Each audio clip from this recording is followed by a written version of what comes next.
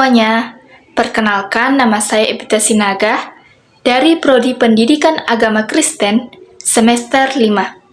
Hari ini saya akan membacakan dari kitab Kejadian pasal 1 dengan perikop Allah menciptakan langit dan bumi serta isinya.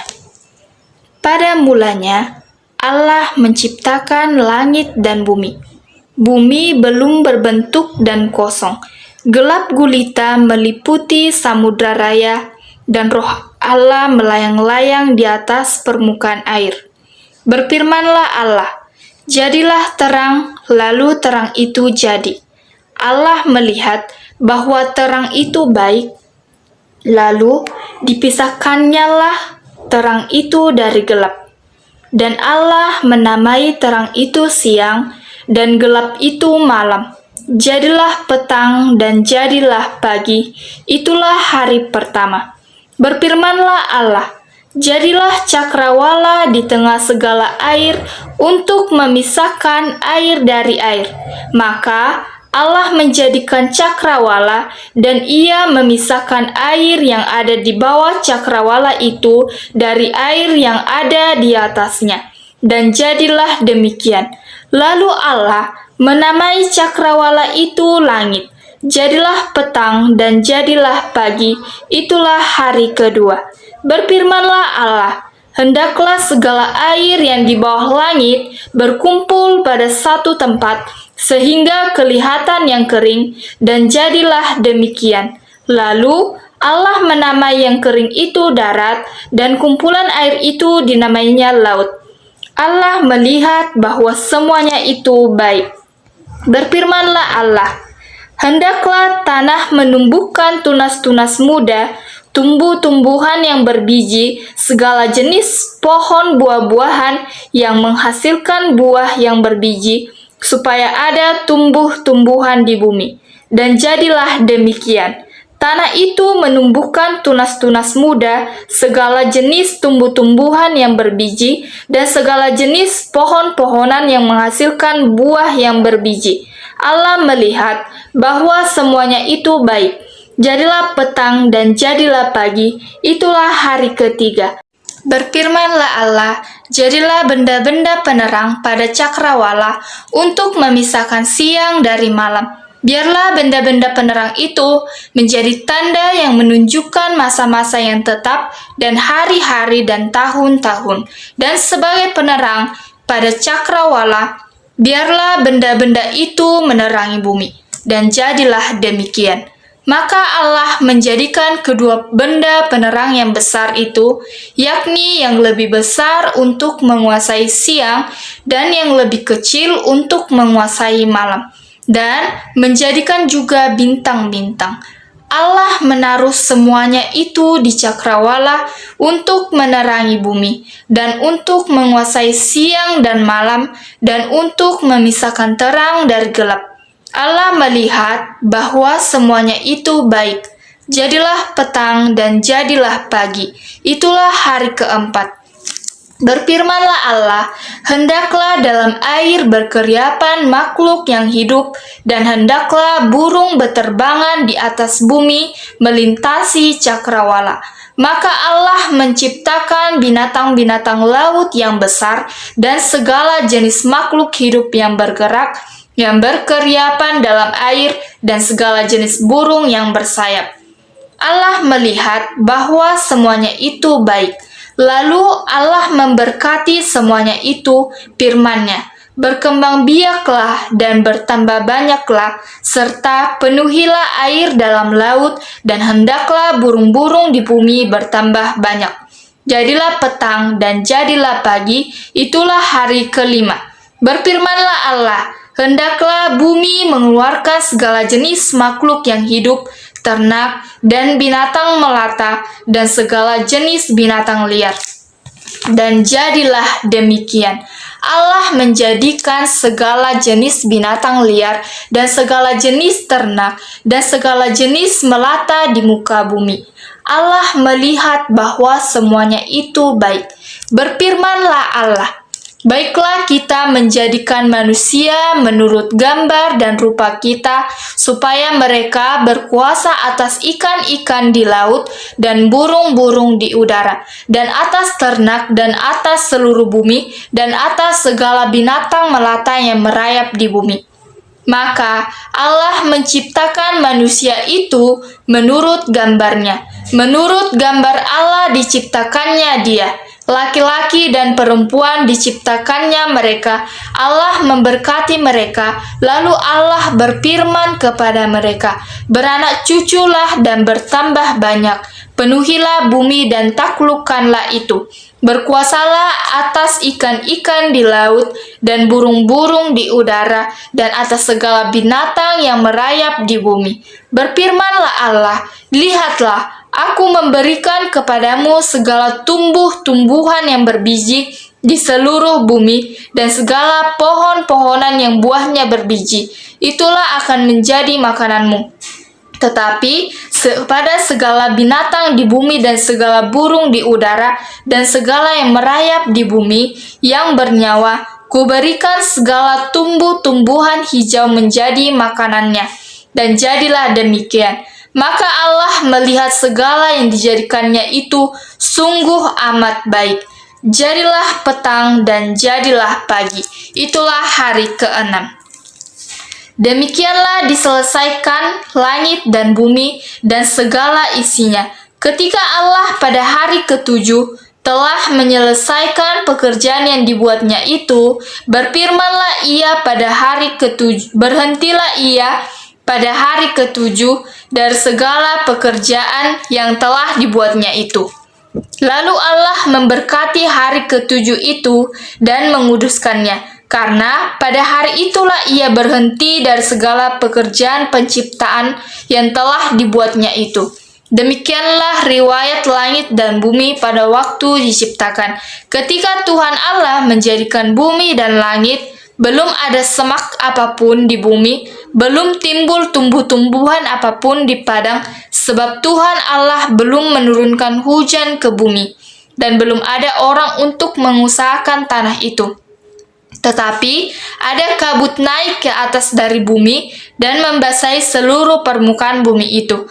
Ketika itulah Tuhan Allah membentuk manusia itu dari debu tanah dan menghembuskan napas hidup ke dalam hidungnya. Demikianlah manusia itu menjadi makhluk yang hidup.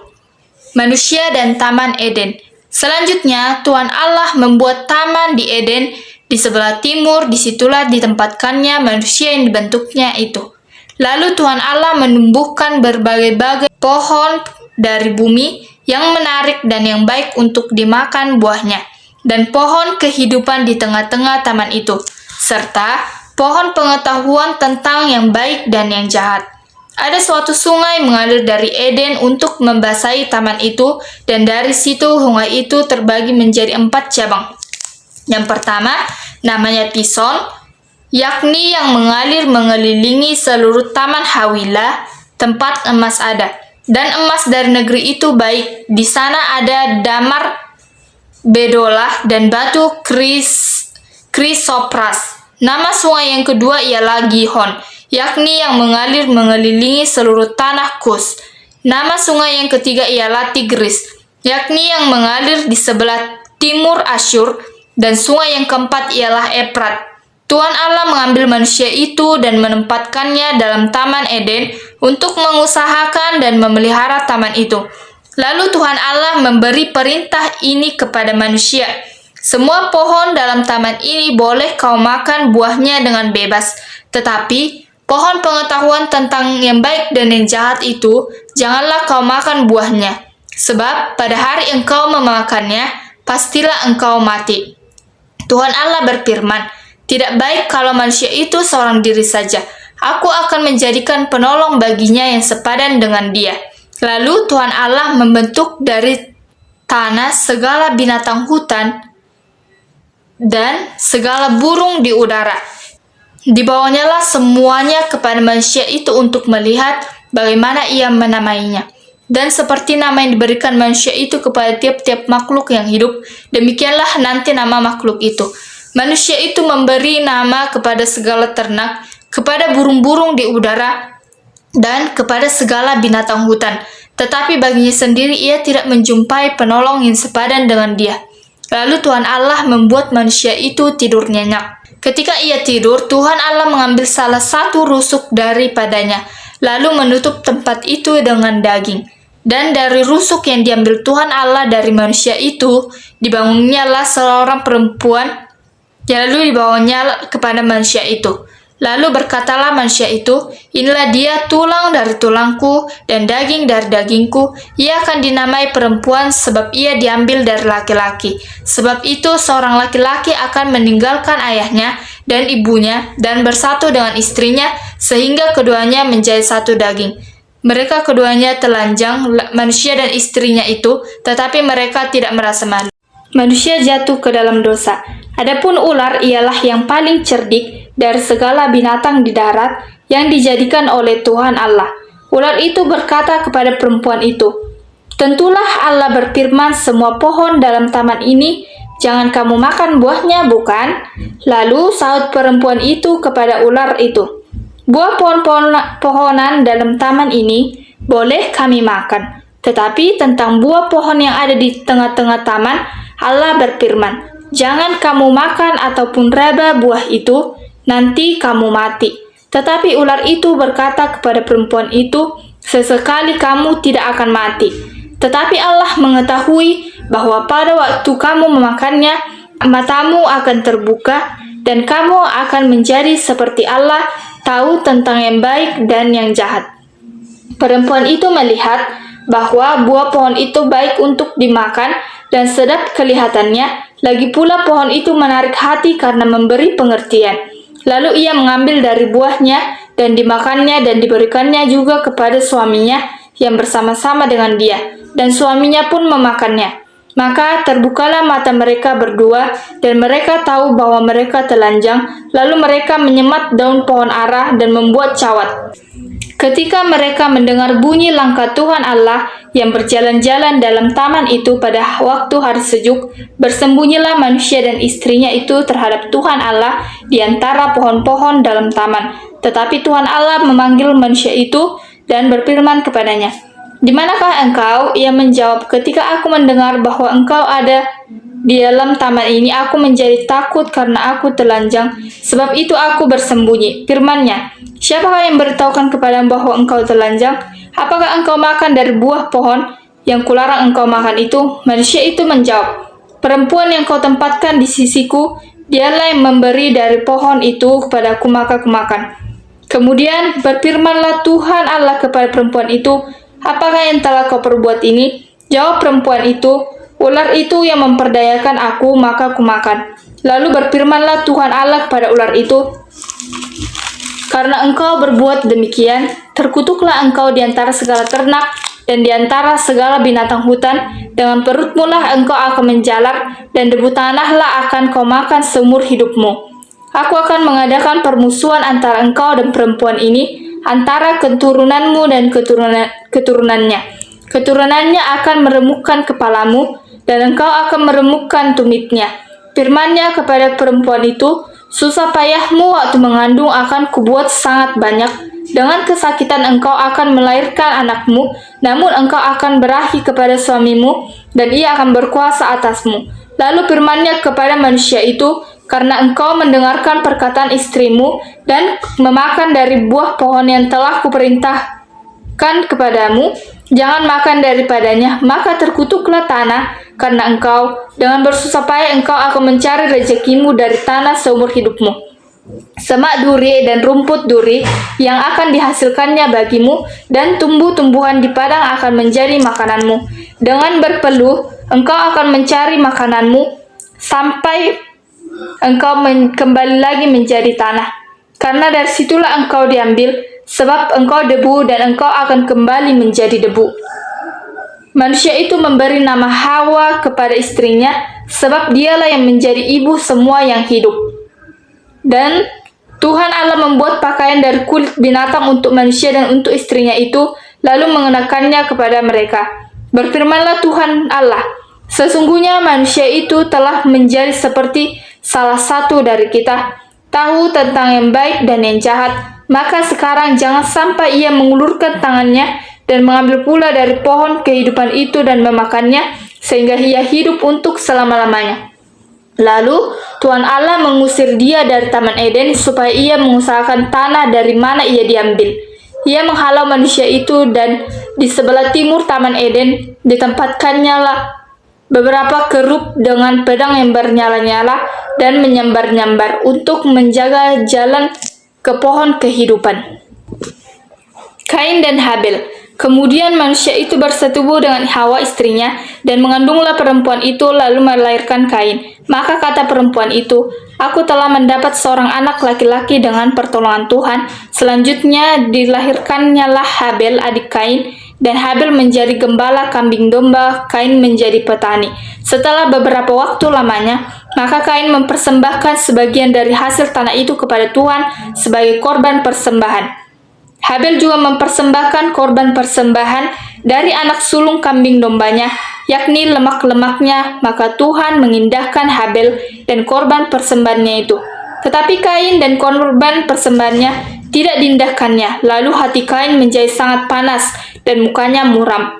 Firman Tuhan kepada Kain, "Mengapa hatimu panas dan mukamu muram? Apakah mukamu tidak akan berseri jika engkau berbuat baik? Tetapi jika engkau tidak berbuat baik, dosa sudah mengintip di depan pintu, ia sangat menggoda engkau, tetapi engkau harus berkuasa atasnya." Kata Kain kepada Habel, adiknya, "Marilah kita pergi ke padang." Ketika mereka ada di padang, tiba-tiba Kain memukul Habel adiknya itu, lalu membunuh dia. Firman Tuhan kepada Kain, "Di mana Habel adikmu itu?" Jawabnya, "Aku tidak tahu. Apakah aku penjaga adikku?" Firman-Nya, "Apakah yang telah kau perbuat ini?" "Darah adikmu itu berteriak kepadaku dari tanah. Maka sekarang terkutuklah engkau, terbuang jauh dari tanah yang mengangakan mulutnya untuk menerima darah adikmu itu dari tanganmu. Apabila engkau mengusahakan tanah itu, maka tanah itu tidak akan memberikan hasil sepenuhnya lagi kepadamu. Engkau menjadi seorang pelarian dan pengembara di bumi." Kata Kain kepada Tuhan, "Hukumanku itu lebih besar daripada yang dapat kutanggung. Engkau menghalau aku sekarang dari tanah ini, dan aku akan bersembunyi di hadapanmu, seorang pelarian dan pengembara di bumi. Maka barang siapa yang akan bertemu dengan aku, tentulah akan membunuh aku." Firman Tuhan kepadanya, "Sekali-kali tidak. Barang siapa yang membunuh Kain akan dibalaskan kepadanya 7 kali lipat." Kemudian Tuhan menaruh tanda pada Kain supaya ia jangan dibunuh oleh barang siapapun yang bertemu dengannya. Lalu Kain pergi dari hadapan Tuhan dan menetap di tanah Nod di sebelah timur Eden. Keturunan Kain, Set dan Enos. Kain bersetubuh dengan istrinya dan mengandunglah perempuan itu, lalu melahirkan Henok. Kemudian Kain mendirikan suatu kota dan dinamainya kota itu Henok, menurut nama anaknya. Bagi Henok lahirlah Irat, dan Irat itu memperanakkan Mehuyael, dan Mehuyael memperanakkan Metusael, dan Metusael memperanakkan Lamek. Lamek mengambil istri 2 orang, yang satu namanya Ada, yang lain Jila. Ada itu melahirkan Yabal. Dialah yang menjadi bapa orang yang diam dalam kemah dan memelihara ternak. Nama adiknya ialah Yubal. Dialah yang menjadi bapa semua orang yang memainkan kecapi dan suling. Jila juga melahirkan anak, yakni Tubal Kain, bapa semua tukang tembaga dan tukang besi. Adik perempuan Tubal Kain ialah Naama. Berkatalah Lamek kepada 2 istrinya itu, "Ada dan Jila, dengarkanlah suaraku. Hai istri-istri Lamek, pasanglah telingamu kepada perkataanku ini. Aku telah membunuh seorang laki-laki karena ia melukai aku, membunuh seorang muda karena ia memukul aku sampai bengkak. Sebab jika Kain harus dibalaskan 7 kali lipat, maka Lamek 77 kali lipat." Adam bersetubuh pula dengan istrinya, lalu perempuan itu melahirkan seorang anak laki-laki dan menamainya Set. Sebab katanya, "Allah telah mengaruniakan kepadaku anak yang lain sebagai ganti Habel, sebab Kain telah membunuhnya." Lahirlah seorang anak laki-laki bagi Set juga, dan anak itu dinamainya Enos. Waktu itulah orang mulai memanggil nama Tuhan. Keturunan Adam. Inilah daftar keturunan Adam pada waktu manusia itu diciptakan oleh Allah. Dibuatnyalah dia menurut rupa Allah, laki-laki dan perempuan diciptakannya mereka. Ia memberkati mereka dan memberikan nama manusia kepada mereka pada waktu mereka diciptakan. Setelah Adam hidup 130 tahun, ia memperanakkan seorang laki-laki menurut rupa dan gambarnya, lalu memberi nama Set kepadanya. Umur Adam setelah memperanakkan Set 800 tahun, dan ia memperanakkan anak lelaki dan perempuan. Jadi Adam mencapai umur 930 tahun lalu ia mati. Setelah Set hidup 105 tahun, ia memperanakkan Enos, dan Set masih hidup 807 tahun setelah ia memperanakkan Enos, dan ia memperanakkan anak lelaki dan perempuan. Jadi Set mencapai umur 912 tahun lalu ia mati. Setelah Enos hidup 90 tahun, ia memperanakkan Kenan, dan Enos masih hidup 815 tahun setelah ia memperanakkan Kenan, dan ia memperanakkan anak lelaki dan perempuan. Jadi Enos mencapai umur 905 tahun lalu ia mati. Setelah Kenan hidup 70 tahun, ia memperanakkan Mahalaleel, dan Kenan masih hidup 840 tahun setelah ia memperanakkan Mahalaleel, dan ia memperanakkan anak lelaki dan perempuan. Jadi Kenan mencapai umur 910 tahun lalu ia mati. Setelah Mahalaleel hidup 65 tahun, ia memperanakkan Yared, dan Mahalaleel masih hidup 830 tahun setelah ia memperanakkan Yared, dan ia memperanakkan anak lelaki dan perempuan. Jadi Mahalaleel mencapai umur 895 tahun lalu ia mati. Setelah Yared hidup 162 tahun, ia memperanakkan Henok, dan Yared masih hidup 800 tahun setelah ia memperanakkan Henok, dan ia memperanakkan anak-anak lelaki dan perempuan. Jadi Yared mencapai umur 962 tahun lalu ia mati. Setelah Henok hidup 65 tahun, ia memperanakkan Metusalah, dan Henok hidup bergaul dengan Allah selama 300 tahun lagi setelah ia memperanakkan Metusalah, dan ia memperanakkan anak-anak lelaki dan perempuan. Jadi Henok mencapai umur 365 tahun, dan Henok hidup bergaul dengan Allah, lalu ia tidak ada lagi, sebab ia telah diangkat oleh Allah. Setelah Metusalah hidup 187 tahun, ia memperanakkan Lamek, dan Metusalah masih hidup 782 tahun setelah ia memperanakkan Lamek, dan ia memperanakkan anak-anak lelaki dan perempuan. Jadi Metusalah mencapai umur 969 tahun lalu ia mati. Setelah Lamek hidup 182 tahun, ia memperanakkan seorang anak laki-laki dan memberi nama Nuh kepadanya. Katanya, anak ini akan memberi kepada kita penghiburan dalam pekerjaan kita yang penuh susah payah di tanah yang telah terkutuk oleh Tuhan. Dan Lamek masih hidup 595 tahun setelah ia memperanakkan Nuh, dan ia memperanakkan anak lelaki dan perempuan. Jadi Lamek mencapai umur 777 tahun lalu ia mati. Setelah Nuh berumur 500 tahun, ia memperanakkan Sem, Ham, dan Yafet. Kejahatan manusia. Ketika manusia itu mulai bertambah banyak jumlahnya di muka bumi, dan bagi mereka lahir anak-anak perempuan, maka anak-anak Allah melihat bahwa anak-anak perempuan manusia itu cantik-cantik. Lalu mereka mengambil istri dari antara perempuan-perempuan itu siapa saja yang disukai mereka. Berfirmanlah Tuhan, Rohku tidak akan selama-lamanya tinggal di dalam manusia, karena manusia itu adalah daging, tetapi umurnya akan 120 tahun saja. Pada waktu itu orang-orang raksasa ada di bumi, dan juga pada waktu sesudahnya, ketika anak-anak Allah menghampiri anak-anak perempuan manusia, dan perempuan-perempuan itu melahirkan anak bagi mereka. Inilah orang-orang yang gagah perkasa di zaman purbakala, orang-orang yang kenamaan. Ketika dilihat Tuhan bahwa kejahatan manusia besar di bumi, dan bahwa segala kecenderungan hatinya selalu membuahkan kejahatan semata-mata, maka menyesallah Tuhan bahwa ia telah menjadikan manusia di bumi, dan hal itu memilukan hatinya. Berfirmanlah Tuhan, Aku akan menghapuskan manusia yang telah kuciptakan itu dari muka bumi, baik manusia maupun hewan dan binatang-binatang melata dan burung-burung di udara, sebab aku menyesal bahwa aku telah menjadikan mereka. Tetapi Nuh mendapat kasih karunia di mata Tuhan. Riwayat Nuh.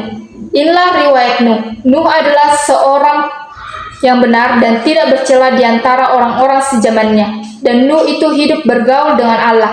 Nuh memperanakan 3 orang laki-laki, Sem, Ham, dan Yafet. Adapun bumi itu telah rusak di hadapan Allah dan penuh dengan kekerasan. Allah menilik bumi itu dan sungguhlah rusak benar, sebab semua manusia menjalankan hidup yang rusak di bumi.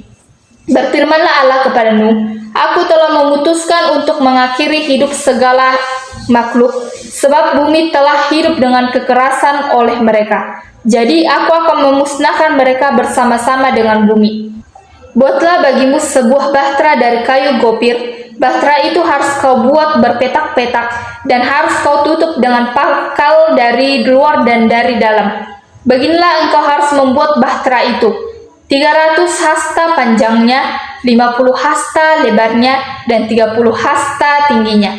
Buatlah atap pada bahtera itu dan selesaikanlah bahtera itu sampai sehasta dari atas dan pasanglah pintunya pada lambungnya. Buatlah bahtera itu bertingkat bawah, tengah, dan atas. Sebab sesungguhnya aku akan mendatangkan air bah meliputi bumi untuk memusnahkan segala yang hidup dan bernyawa di kolong langit. Segala yang ada di bumi akan mati binasa. Tetapi dengan engkau aku akan mengadakan perjanjianku dan engkau akan masuk ke dalam bahtera itu. Engkau bersama-sama dengan anak-anakmu dan istrimu dan istri anak-anakmu. Dan dari segala yang hidup, dari segala makhluk, dari semuanya haruslah engkau bawa satu pasang ke dalam bahtera itu, supaya terpelihara hidupnya bersama-sama dengan engkau. Jantan dan betina harus kau bawa. Dari segala jenis burung dan dari segala jenis hewan, dari segala jenis binatang melata di muka bumi, dari semuanya itu harus datang satu pasang kepadamu, supaya terpelihara hidupnya. Dan engkau bawalah bagimu segala apa yang dapat dimakan. Kumpulkanlah itu padamu untuk menjadi makanan bagimu dan bagi mereka. Lalu Nuh melakukan semuanya itu tepat seperti yang diperintahkan Allah kepadanya, demikianlah dilakukannya. Air bah. Lalu berfirmanlah Tuhan kepada Nuh, Masuklah ke dalam bahtera itu, engkau dan seisi rumahmu, sebab engkaulah yang kulihat benar di hadapanku di antara orang zaman ini. Dari segala binatang yang tidak haram, haruslah kau ambil 7 pasang, jantan dan betinanya, tetapi dari binatang yang haram 1 pasang, jantan dan betinanya. Juga dari burung-burung di udara 7 pasang, jantan dan betina, supaya terpelihara hidup keturunannya di seluruh bumi. Sebab 7 hari lagi aku akan menurunkan hujan ke atas bumi 40 hari 40 malam lamanya. Dan aku akan menghapus dari muka bumi segala yang ada yang kujadikan itu. Lalu Nuh melakukan segala apa yang diperintahkan Tuhan kepadanya. Nuh berumur 600 tahun ketika air bah datang meliputi bumi. Masuklah Nuh ke dalam bahtera itu bersama-sama dengan anak-anaknya dan istrinya dan istri anak-anaknya, karena air bah itu, dari binatang yang tidak haram dan yang haram, dari burung-burung dan dari segala yang merayap di muka bumi. Datanglah sepasang mendapatkan Nuh ke dalam bahtera itu, jantan dan betina, seperti yang diperintahkan Allah kepada Nuh. Setelah 7 hari datanglah air bah meliputi bumi.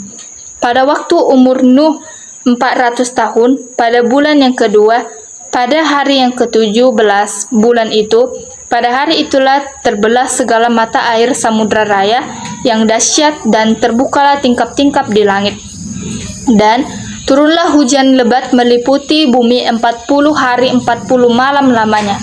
Pada hari itu juga masuklah Nuh serta Sem, Ham, dan Yafet, anak-anak Nuh dan istri Nuh, yang ketiga istri anak-anaknya bersama-sama dengan dia ke dalam bahtera itu. Mereka itu dan segala jenis binatang liar, dan segala jenis ternak dan segala jenis binatang melata yang merayap di bumi, dan segala jenis burung, yakni segala yang berbulu sayap, dari segala yang hidup dan bernyawa, datanglah sepasang mendapatkan Nuh ke dalam bahtera itu. Dan yang masuk itu adalah jantan dan betina dari segala yang hidup, seperti yang diperintahkan Allah kepada Nuh. Lalu Tuhan menutup pintu bahtera itu di belakang Nuh. 40 hari lamanya air bah itu meliputi bumi. Air itu naik dan mengangkat bahtera itu. sehingga melampung tinggi dari bumi. Ketika air itu makin bertambah-tambah dan naik dengan hebatnya di atas bumi, terapung-apunglah bahtera itu di muka air. Dan air itu sangat hebatnya bertambah-tambah meliputi bumi, dan ditutupinya lah segala gunung tinggi di seluruh kolong langit. Sampai 15 hasta di atasnya bertambah-tambah air itu. Lalu mati binasalah segala yang hidup yang bergerak di bumi, burung-burung ternak dan binatang liar, dan segala binatang merayap yang berkeriapan di bumi, serta semua manusia. Matilah segala yang ada napas hidup dalam hidungnya, segala yang ada di darat. Demikianlah dihapuskan Allah segala yang ada, segala yang di muka bumi, baik manusia maupun hewan, dan binatang melata, dan burung-burung di udara, sehingga semuanya itu dihapuskan dari atas bumi. Hanya Nuh yang tinggal hidup dan semua yang bersama-sama dengan dia dalam bahtera itu. Dan berkuasalah air itu di atas bumi 150 hari lamanya. Air bah surut, maka Allah mengingat Nuh dan segala binatang liar dan segala ternak yang bersama-sama dengan dia dalam bahtera itu, dan Allah membuat angin menghembus melalui bumi sehingga air itu turun. Ditutuplah mata-mata air samudra raya serta tingkap-tingkap di langit, dan berhentilah hujan lebat dari langit, dan makin surutlah air itu dari muka bumi. Demikianlah berkurang air itu sesudah 150 hari. Dalam bulan yang ketujuh, pada hari yang ke-17 bulan itu, terkandaslah bahtera itu pada pegunungan Ararat. Sampai bulan yang ke-10, makin berkuranglah air itu. Dalam bulan yang ke-10 pada tanggal 1 bulan itu, tampaklah puncak-puncak gunung. Sesudah lewat 40 hari, maka Nuh membuka tingkap yang dibuatnya pada bahtera itu. Lalu ia melepaskan seekor burung gagak, dan burung itu terbang pulang pergi, sampai air itu menjadi kering dari atas bumi. Kemudian dilepaskannya seekor burung merpati untuk melihat apakah air itu telah berkurang dari muka bumi. Tetapi burung merpati itu tidak mendapat tempat tumpuan kakinya, dan pulanglah ia kembali mendapatkan Nuh ke dalam bahtera itu, karena di seluruh bumi masih ada air. Lalu Nuh mengulurkan tangannya, ditangkapnya burung itu dan dibawanya masuk ke dalam bahtera. Menjelang waktu senja, pulanglah burung merpati itu mendapatkan Nuh, dan pada paruhnya dibawanya sehelai daun zaitun yang segar. Dari situlah diketahui Nuh bahwa air itu telah berkurang dari atas bumi. Selanjutnya ditunggunya pula 7 hari lagi. Kemudian dilepaskannya burung merpati itu, tetapi burung itu tidak kembali lagi kepadanya. Dalam tahun ke-601, dalam bulan pertama, pada tanggal 1 bulan itu, sudahlah kering air itu dari atas bumi. Kemudian Nuh membuka tutup bahtera itu dan melihat-lihat. Ternyatalah muka bumi sudah mulai kering. Dalam bulan kedua, pada hari yang ke-27 bulan itu, bumi telah kering. Lalu berfirmanlah Allah kepada Nuh, "Keluarlah dari bahtera itu engkau bersama-sama dengan istrimu, serta anak-anakmu dan istri anak-anakmu. Segala binatang yang bersama-sama dengan engkau, segala yang hidup, burung-burung, hewan dan segala binatang melata yang merayap di bumi, suruhlah keluar bersama-sama dengan engkau, supaya semuanya itu berkeriapan di bumi serta berkembang biak dan bertambah banyak di bumi." Lalu keluarlah Nuh bersama-sama dengan anak-anaknya dan istrinya dan istri anak-anaknya, segala binatang liar, segala binatang melata, dan segala burung, semuanya yang bergerak di bumi, masing-masing menurut jenisnya, keluarlah juga dari bahtera itu. Lalu Nuh mendirikan mezbah bagi Tuhan. Dari segala binatang yang tidak haram dan dari segala burung yang tidak haram diambilnyalah beberapa ekor, lalu ia mempersembahkan korban bakaran di atas mezbah itu. Ketika Tuhan mencium persembahan yang harum itu, berfirmanlah Tuhan dalam hatinya, "Aku tak akan mengutuk bumi ini lagi karena manusia, sekalipun yang ditimbulkan hatinya adalah jahat dari sejak kecilnya, dan aku tak akan membinasakan lagi segala yang hidup seperti yang telah kulakukan selama bumi masih ada. Takkan berhenti-henti musim menabur dan menuai, dingin dan panas, kemarau dan hujan siang dan malam." Perjanjian Allah dengan Nuh. Lalu Allah memberkati Nuh dan anak-anaknya, serta berfirman kepada mereka, "Beranak cuculah dan bertambah banyaklah serta penuhilah bumi. Akan takut dan akan gentar kepadamu segala binatang di bumi dan segala burung di udara, segala yang bergerak di muka bumi dan segala ikan di laut. Ke dalam tanganmu-lah semuanya itu diserahkan.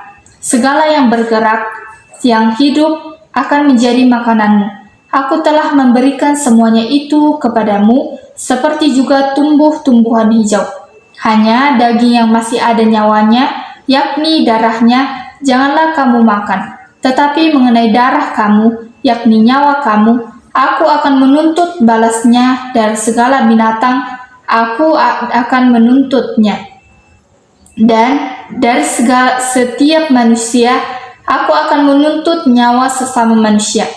Siapa yang menumpahkan darah manusia, darahnya akan tertumpah oleh manusia, sebab Allah membuat manusia itu menurut gambarnya sendiri.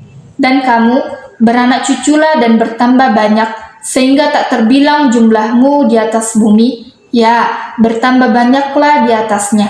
Berfirmanlah Allah kepada Nuh dan kepada anak-anaknya yang bersama-sama dengan dia, "Sesungguhnya aku mengadakan perjanjianku dengan kamu dan dengan keturunanmu dan dengan segala makhluk hidup yang bersama-sama dengan kamu, burung-burung, ternak, dan binatang-binatang liar di bumi yang bersama-sama dengan kamu, segala yang keluar dari bahtera itu, segala binatang di bumi. Maka kuadakan perjanjianku dengan kamu, bahwa sejak ini tidak ada yang hidup yang akan dilenyapkan oleh air bah lagi, dan tidak akan ada lagi air bah untuk memusnahkan bumi." Dan Allah berfirman, "Inilah tanda perjanjian yang kuadakan antara aku dan kamu, serta segala makhluk yang hidup yang bersama-sama dengan kamu turun-temurun untuk selama-lamanya. Busurku kutaruh di awan, supaya itu menjadi tanda perjanjian antara aku dan bumi. Apabila kemudian kudatangkan awan di atas bumi, dan busur itu tampak di awan, maka aku akan mengingat perjanjianku yang telah ada antara aku dan kamu, serta segala makhluk yang hidup, segala yang bernyawa, sehingga segenap air tidak lagi menjadi air bah, untuk memusnahkan segala yang hidup. Jika busur itu ada di awan, maka aku akan melihatnya, sehingga aku mengingat perjanjianku yang kekal antara Allah dan segala makhluk yang hidup, segala makhluk yang ada di bumi." Berfirmanlah Allah kepada Nuh, "Inilah tanda perjanjian yang kuadakan antara aku dan segala makhluk yang ada di bumi." Nuh dan anak-anaknya. Anak-anak Nuh yang keluar dari bahtera ialah Sem, Ham, dan Yafet. Ham adalah bapa Kanaan. Yang tiga inilah anak-anak Nuh, dan dari mereka inilah tersebar penduduk seluruh bumi. Nuh menjadi petani, dialah yang mula-mula membuat kebun anggur. Setelah ia minum anggur, mabuklah ia dan ia telanjang dalam kemahnya. Maka Ham bapa Kanaan itu melihat aurat ayahnya, lalu diceritakannya kepada kedua saudaranya di luar. Sesudah itu Sem dan Yafet mengambil sehelai kain dan membentangkannya pada bahu mereka berdua. Lalu mereka berjalan mundur, mereka menutupi aurat ayahnya sambil berpaling muka, sehingga mereka tidak melihat aurat ayahnya. Setelah Nuh sadar dari mabuknya dan mendengar apa yang dilakukan anak bungsunya kepadanya, berkatalah ia, "Terkutuklah Kanaan, hendaklah ia menjadi hamba yang paling hina bagi saudara-saudaranya." Lagi katanya, "Terpujilah Tuhan Allah Sem, tetapi hendaklah Kanaan menjadi hamba baginya." Allah meluaskan kiranya tempat kediaman Yafet, dan hendaklah ia tinggal di dalam kemah-kemah Sem, tetapi hendaklah Kanaan menjadi hamba baginya. Nuh masih hidup 350 tahun sesudah air bah. Jadi Nuh mencapai umur 950 tahun lalu ia mati. Daftar bangsa-bangsa keturunan Sem, Ham, dan Yafet. Inilah keturunan Sem, Ham, dan Yafet anak-anak Nuh. Setelah air bah itu, lahirlah anak lelaki bagi mereka. Keturunan Yafet ialah Gomer, Magog, Madai, Yawan, Tubal, Mesek, dan Tiras. Keturunan Gomer ialah Askenas, Rifat, dan Togarma. Keturunan Yawan ialah Elisa, Tarsis, orang Kitim, dan orang Dodanim. Dari mereka inilah berpencar bangsa-bangsa daerah pesisir. Itulah keturunan Yafet masing-masing di tanahnya, dengan bahasanya sendiri menurut kaum dan bangsa mereka. Keturunan Ham ialah Kus, Misraim, Put, dan Kanaan. Keturunan Kus ialah Seba, Hawilah, Sabta, Raema, dan Sabteka. Anak-anak Raema ialah Sheba dan Dedan. Kus memperanakkan Nimrod. Dialah yang mula-mula sekali orang yang berkuasa di bumi. Ia seorang pemburu yang gagah perkasa di hadapan Tuhan. Sebab itu dikatakan orang seperti Nimrod, seorang pemburu yang gagah perkasa di hadapan Tuhan. Mula-mula kerajaannya terdiri dari Babel, Erek, dan Akkad. Semuanya di tanah Sinear. Dari negeri itu ia pergi ke Asyur, lalu mendirikan Niniwe, Rehoboth Ir, Kalah, dan Resen di antara Niniwe dan Kalah. Itulah kota besar itu. Misraim memperanakkan orang Ludim, orang Ananim, orang Lehabim, orang Naptuhim, orang Patrusim, orang Kasluhim, dan orang Kaptorim. Dari mereka ialah berasal orang Filistin.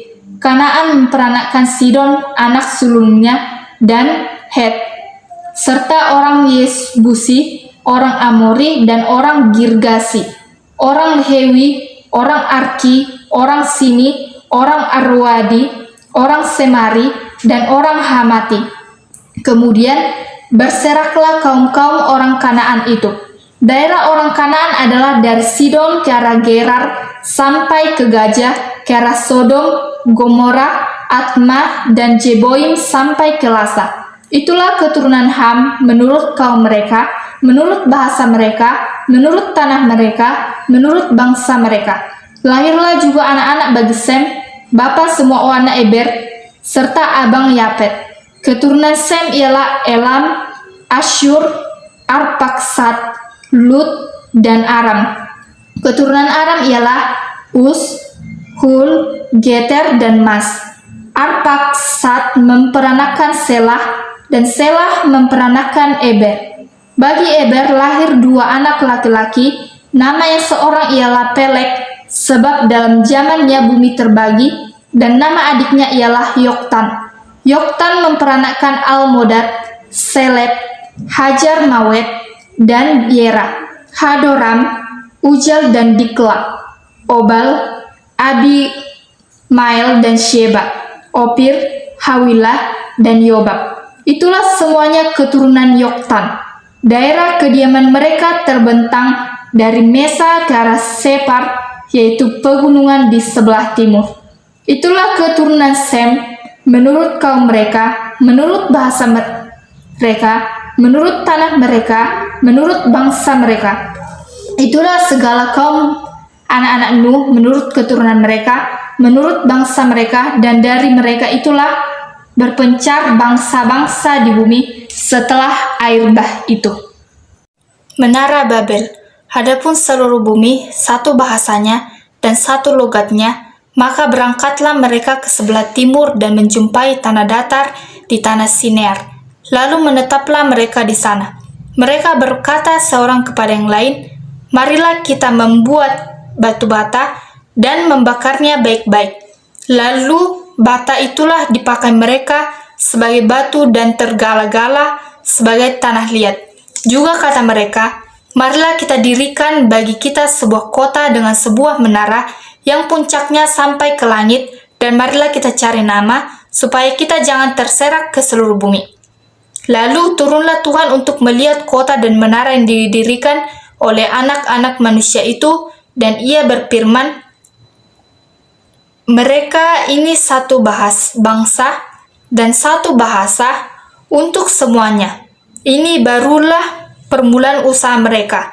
Mulai dari sekarang, apapun juga yang mereka rencanakan, tidak ada yang tidak akan dapat terlaksana. Baiklah kita turun dan mengacau balaukan di sana bahasa mereka, sehingga mereka tidak mengerti lagi bahasa masing-masing. Demikianlah mereka diserahkan Tuhan dari situ ke seluruh bumi, dan mereka berhenti mendirikan kota itu. Itulah sebabnya sampai sekarang nama kota itu disebut Babel, karena disitulah dikacau balaukan Tuhan bahasa di seluruh bumi, dan dari situlah mereka diserahkan Tuhan ke seluruh bumi. Keturunan Sem. Inilah keturunan Sem setelah Sem berumur 100 tahun, ia memperanakkan Arpaksad 2 tahun setelah air bah itu. Sem masih hidup 500 tahun setelah ia memperanakkan Arpaksad, dan ia memperanakkan anak-anak lelaki dan perempuan. Setelah Arpaksad hidup 35 tahun, ia memperanakkan Selah. Arpaksad masih hidup 403 tahun setelah ia memperanakkan Selah, dan ia memperanakkan anak-anak lelaki dan perempuan. Setelah Selah hidup 30 tahun, ia memperanakkan Eber. Selah masih hidup 403 tahun setelah ia memperanakkan Eber, dan ia memperanakkan anak-anak lelaki dan perempuan. Setelah Eber hidup 34 tahun, ia memperanakkan Peleg. Eber masih hidup 430 tahun setelah ia memperanakkan Peleg, dan ia memperanakkan anak-anak lelaki dan perempuan. Setelah Peleg hidup 30 tahun, ia memperanakkan Rehu. Peleg masih hidup 209 tahun setelah ia memperanakkan Rehu, dan ia memperanakkan anak-anak lelaki dan perempuan. Setelah Rehu hidup 32 tahun, ia memperanakkan Serug. Heru masih hidup 207 tahun setelah ia memperanakkan Serug, dan ia memperanakkan anak-anak lelaki dan perempuan. Setelah Serug hidup 30 tahun, ia memperanakkan Nahor. Serug masih hidup 200 tahun setelah ia memperanakkan Nahor, dan ia memperanakkan anak-anak lelaki dan perempuan. Setelah Nahor hidup 29 tahun, ia memperanakkan Terah. Nahor masih hidup 119 tahun setelah ia memperanakkan Hera, dan ia memperanakkan anak-anak lelaki dan perempuan. Setelah Terah hidup 70 tahun, ia memperanakkan Abram, Nahor, dan Haran. Daftar keturunan Terah. Inilah keturunan Terah. Terah memperanakkan Abram, Nahor, dan Haran. Dan Haran memperanakkan Lot. Ketika Terah, ayahnya, masih hidup, matilah Haran di negeri kelahirannya di Ur Kasdim. Abram dan Nahor kedua-duanya kawin. Nama istri Abram ialah Sarai, dan nama istri Nahor ialah Milka. Anak Haran ayah Milka dan Yiska. Sarai itu mandul, tidak mempunyai anak. Lalu Terah membawa Abram anaknya serta cucunya Lot, yaitu anak Haran, dan Sarai menantunya, istri Abram anaknya.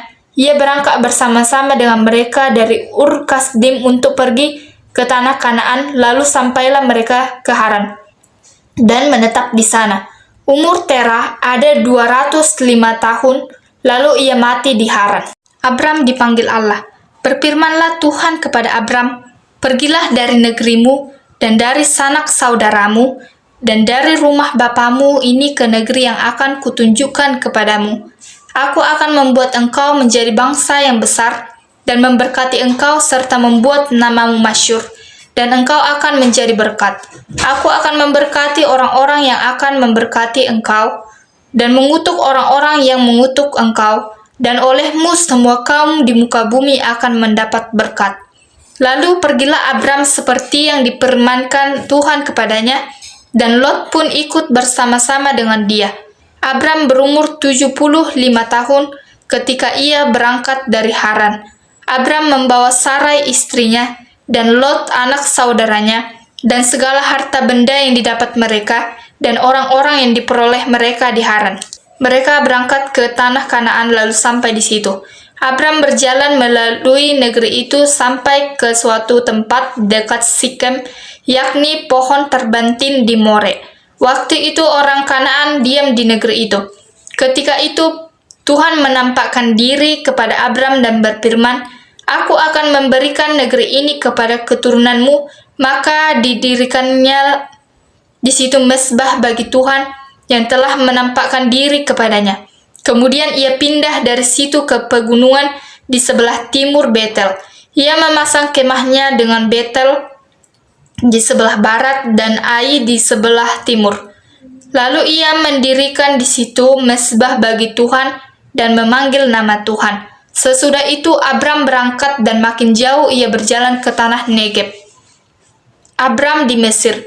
Ketika kelaparan timbul di negeri itu, pergilah Abram ke Mesir untuk tinggal di situ sebagai orang asing.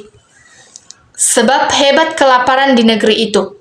Pada waktu ia akan masuk ke Mesir, berkatalah ia kepada Sarai istrinya, "Memang aku tahu bahwa engkau adalah seorang perempuan yang cantik parasnya.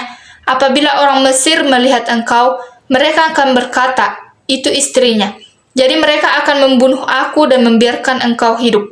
Katakanlah bahwa engkau adikku supaya aku diperlakukan mereka dengan baik karena engkau, dan aku dibiarkan hidup oleh sebab engkau."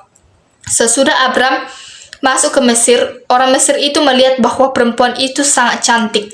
Dan ketika punggawa-punggawa Firaun melihat Sarai, mereka memuji-mujinya di hadapan Firaun, sehingga perempuan itu dibawa ke istananya.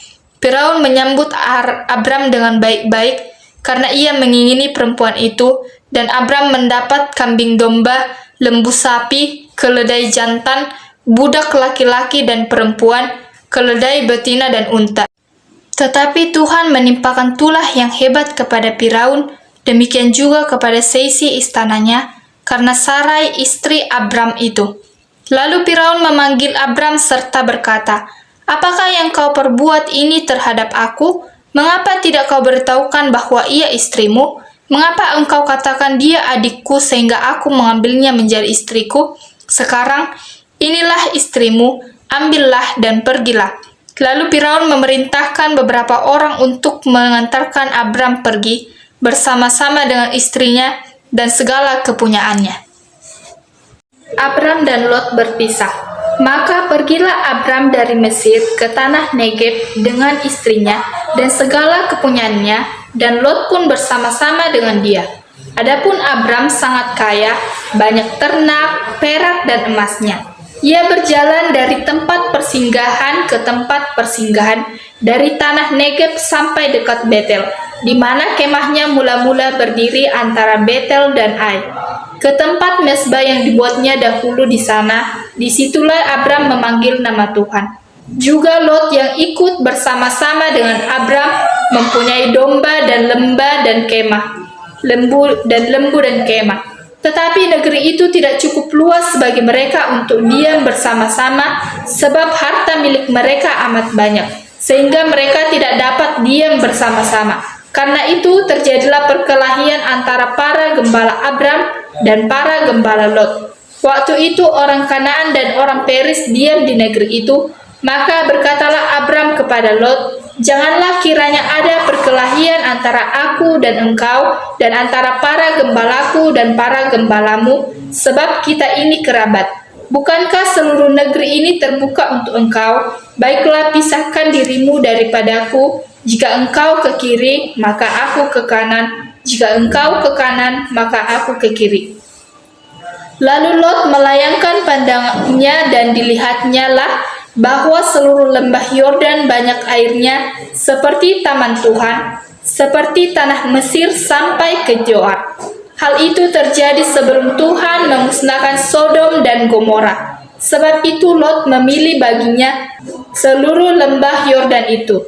Lalu ia berangkat ke sebelah timur dan mereka berpisah. Abram menetap di tanah Kanaan, tetapi Lot menetap di kota-kota lembah Yordan dan berkemah di dekat Sodom. Adapun orang Sodom sangat jahat dan berdosa terhadap Tuhan. Setelah Lot berpisah daripada Abram, berfirmanlah Tuhan kepada Abram, "Pandanglah sekelilingmu dan lihatlah dari tempat engkau berdiri itu ke timur dan barat, utara dan selatan. Sebab seluruh negeri yang kau lihat itu akan kuberikan kepadamu dan kepada keturunanmu untuk selama-lamanya. Dan aku akan menjadikan keturunanmu seperti debu tanah banyaknya, sehingga jika seandainya ada yang dapat menghitung debu tanah, keturunanmu pun akan dapat dihitung juga. Bersiaplah, jalanilah negeri itu menurut panjang dan lebarnya, sebab kepadamulah akan kuberikan negeri itu." Sesudah itu Abram memindahkan kemahnya dan menetap di dekat pohon-pohon terbantin di Mamre, dekat Hebron. Lalu didirikannya mezbah di situ bagi Tuhan. Abram mengalahkan raja-raja di timur dan menolong Lot. Pada zaman Amrapel, Raja Sinear, Ariok, Raja Elasar, Kedor Laomer, Raja Tel Elam, dan Tideal, Raja Goyim, terjadilah bahwa raja-raja ini berperang melawan Bera, Raja Sodom, Birsya, Raja Gomora, Shinab, Raja Atma, Shemeber, Raja Jeboim, dan Raja negeri Bela, yakni negeri Joar. Raja-raja yang disebut terakhir ini semuanya bersekutu dan datang ke lembah Sidim, yakni Laut Asin.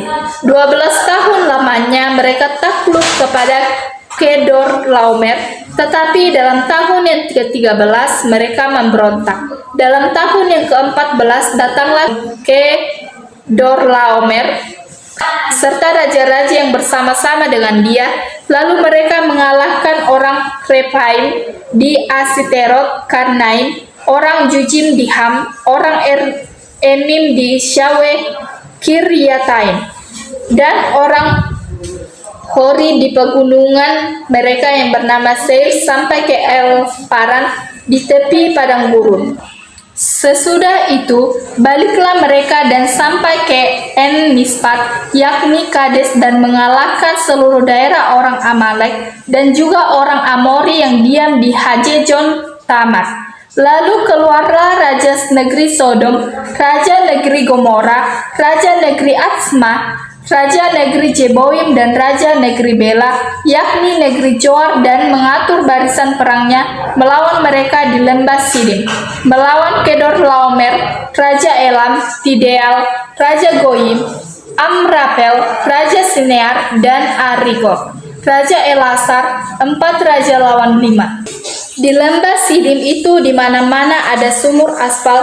Ketika Raja Sodom dan Raja Gomora melarikan diri, jatuhlah mereka ke dalamnya, dan orang-orang yang masih tinggal hidup melarikan diri ke pegunungan.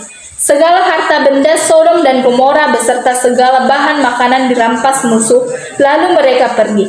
Juga Lot, anak saudara Abram, beserta harta bendanya dibawa musuh dan mereka pergi, sebab Lot itu diam di Sodom. Kemudian datanglah seorang pelarian dan menceritakan hal ini kepada Abram, orang Ibrani itu yang tinggal dekat pohon-pohon terbantin kepunyaan Mamre, orang Amori itu saudara Eskol dan Aner, yakni teman-teman sekutu Abram. Ketika Abram mendengar bahwa anak saudaranya tertawan, maka dikerahkannya orang-orangnya yang terlatih, yakni mereka yang lahir di rumahnya, 318 orang banyaknya, lalu mengejar musuh sampai ke Dan. Dan pada waktu malam berbagilah mereka, ia dan hamba-hambanya itu untuk melawan musuh. Mereka mengalahkan dan mengejar musuh sampai ke Hoba di sebelah utara Damsyik. Dibawanyalah kembali segala harta benda itu, juga Lot anak saudaranya itu serta harta bendanya dibawanya kembali. Demikian juga perempuan-perempuan dan orang-orangnya. Pertemuan Abram dengan Melkisedek. Setelah Abram kembali dari mengalahkan Kedor Laomer dan para raja yang bersama-sama dengan dia, maka keluarlah Raja Sodom menyongsong dia ke lembah Syawe, yakni lembah raja. Melkisedek Raja Salem membawa roti dan anggur.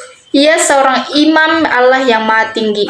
Lalu ia memberkati Abram, katanya, "Diberkatilah kiranya Abram oleh Allah yang Maha Tinggi, pencipta langit dan bumi.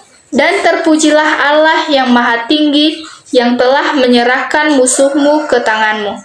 Lalu Abram memberikan kepadanya 1/10 dari semuanya. Berkatalah Raja Sodom itu kepada Abram, "Berikanlah kepadaku orang-orang itu, dan ambillah untukmu harta benda itu." Tetapi kata Abram kepada Raja negeri Sodom itu, "Aku bersumpah demi Tuhan Allah yang Maha Tinggi, pencipta langit dan bumi, aku tidak akan mengambil apa-apa dari kepunyaanmu itu, sepotong benang atau tali kusut pun tidak, supaya engkau jangan dapat berkata, "Aku telah membuat Abram menjadi kaya." Kalau aku jangan sekali-kali hanya apa yang telah dimakan oleh bujang-bujang ini, dan juga bagian orang-orang yang pergi bersama-sama dengan aku, yakni Aner, Eskol, dan Mamre, biarlah mereka itu mengambil bagiannya masing-masing.